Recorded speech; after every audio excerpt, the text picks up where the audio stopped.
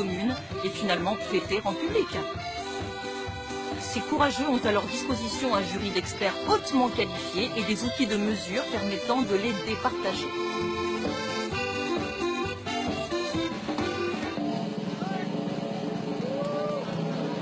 Un long tuyau relié à un entonnoir permet de juger de l'intensité de l'expulsion anale.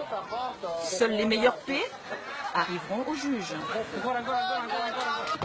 Il faut être sûr d'avoir un grand vent prêt à sortir et de ne pas le faire fuir pendant le parcours.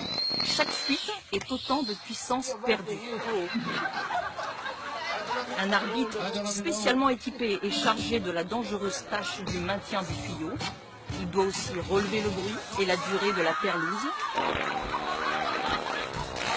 Tous ces éléments seront pris en compte pour la victoire finale. Les émissions gazeuses se suivent et ne se ressemblent pas. Les concurrents ici disposent d'1 heure et de 2 essais pour entrer dans l'histoire de la Peto Race.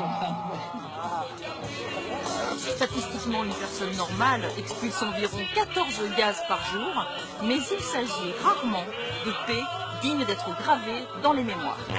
Le plus souvent, on se cache pour péter, mais ici, les concurrents ont tous décidé de dépasser leur limite. Car sans être des pétomanes, ils se produisent joyeusement devant un public ravi. Avec un P d'une durée de 5 secondes, avec des notes d'odeur à la limite du supportable et avec un son saisissant, Fabrizio Turco affiche toute sa fierté d'avoir gagné la Peto Race de Udine.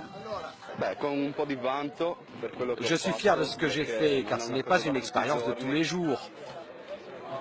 C'est une chose normale, tout le monde le fait, mais avec un tuyau dans les fesses, c'est vraiment donné à peu de gens.